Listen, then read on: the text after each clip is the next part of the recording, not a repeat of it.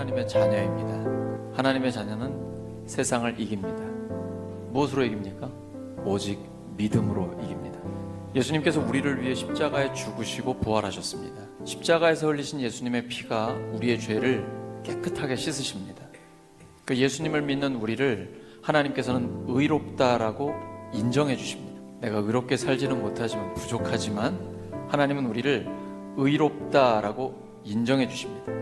오직 의인은 믿음으로 사는 것입니다. 믿음으로 살면 세상을 이기게 되어 있습니다.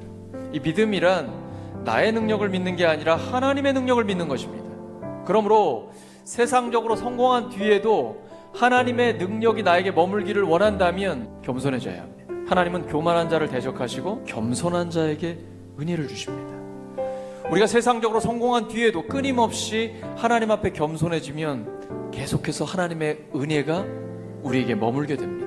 이러한 세상 가운데 우리가 어떻게 그 세상을 이길 수 있을까요? 세상과는 구별된 거룩함이 있어야 됩니다. 이 거룩하다는 말을 교회에서는 많이 씁니다.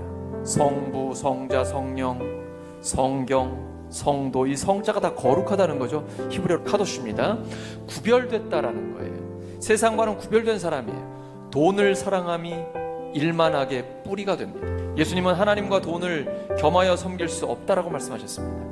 먼저 돈을 가지고 하나님의 영광을 위해 사용하면 하나님은 돈을 넘치도록 채워주십니다. 우리의 선택입니다.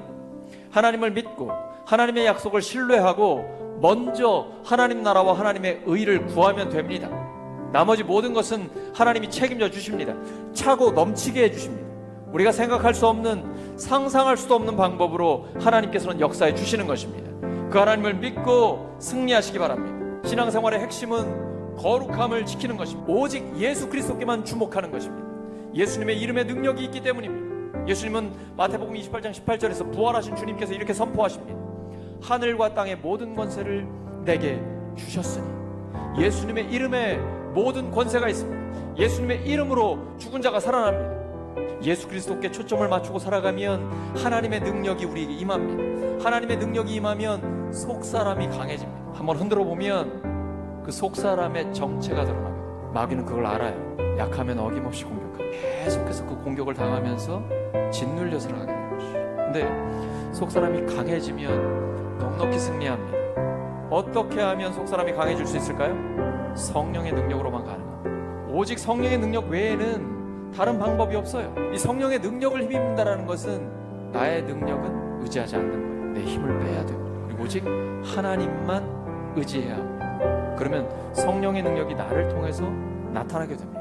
내가 하나님의 말씀을 보고 영적으로 기도하면서 하나님을 바라보셔야 합니다. 그러면 속사람이 건강해지면서 사탄을 물리칠 뿐 아니라 하나님의 능력이 우리를 사로잡게 됩니다. 사탄은 끊임없이 우리를 혼미하게 합니다. 예수 그리스도로부터 우리의 눈을 돌려서 세상에 주목하게 만듭니다. 이거 끊어버려야 됩니다. 그리고 세상을 끊어버리고 하나님께만 주목하면 그때부터 하나님의 능력이 우리의 삶에 나타나게 됩니다. 진리에 붙들리게 되는 것입니다. 진리에 붙들리면 세상을 이길 수 있습니다. 성령은 진리의 영이십니다. 오직 성령의 능력으로 세상을 이기는 능력의 종들 되시기를 예수 그리스도 이름으로 축원합니다.